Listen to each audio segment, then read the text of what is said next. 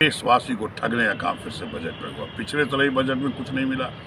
बिहार को कुछ भी इस बजट में कोई प्रावधान नहीं है कि आगे कैसे बढ़ेगा। बड़ा आश्चर्य है।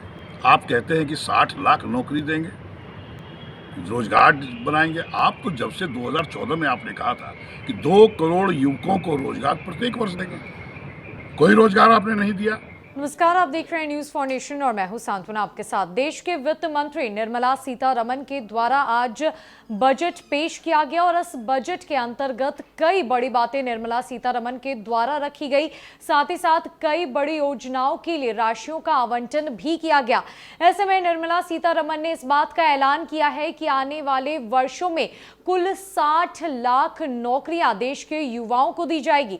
अब इस पर कांग्रेस विधायक दल के नेता अजीत शर्मा का बड़ा बयान निकलकर सामने आया है, जहां पर उन्होंने साफ साफ कह दिया है कि भारत की सरकार सिर्फ और सिर्फ आम जनता को ठगने का काम कर रही है, आम जनता को बेवकूफ बना रही है। ऐसे में जो बजट आज पेश किया गया है वो बिल्कुल निराशाजनक है और इससे कोई भी मिडिल क्लास संतुष्ट नहीं है। साथ ही साथ उन्होंने 60 लाख नौकरियों पर भी सवाल उठाए हैं और कई बड़े मुद्दों को खड़ा करते हुए सरकार पर निशाना साधा है।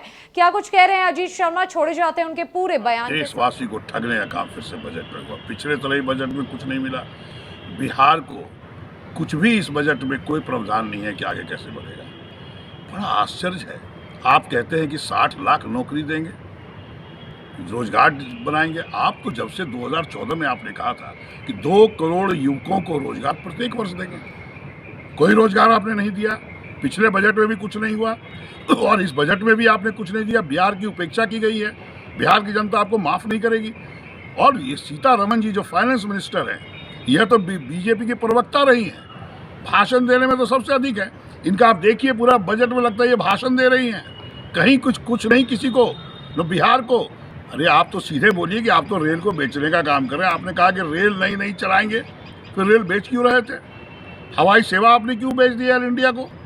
आप तो सिर्फ देश को पीछे जाति उन्माद फैला के आप देश को ठगने का काम कर रहे हैं। इस बजट में कुछ भी नहीं है। पूरे देशवासी निराश हुए हैं, खास करके बिहार, क्योंकि हम बिहार के रहने वाले हैं। बिहार को कुछ भी नहीं है, जबकि एनडीए की सरकार केंद्र में भी है और बिहार में भी है। ये तो माननीय नीतीश कुमार जी को सोचना होगा कि बिहार की उपेक्षा हुई है। इनको तो 1 मिनट में उससे समर्थन वापस ले लेना चाहिए मुख्यमंत्री जी को। बजट में कुछ भी प्रावधान नहीं है। बिहार को विशेष राज्य का दर्जा का मांग हम लोग पहले से करते रहे हैं और उनके जो आदरणीय ललन सिंह जी जो प्रदेश, उन्होंने भी किया है। फिर आपको तो कुछ भी निराश हाथ लगी बिहार को, तो आप क्यों साथ में बैठे हैं? बजट में कुछ भी नहीं है। पूरे देश की जनता को ठगने का काम किया है, पूरे बिहार की जनता को ठगने का काम किया है। यह लगता है कि ये प्रवक्ता की तरह ये फाइनेंस मिनिस्टर सीतारमण ने सिर्फ भाषण दिया है। जनता इसको माफ नहीं करेगी।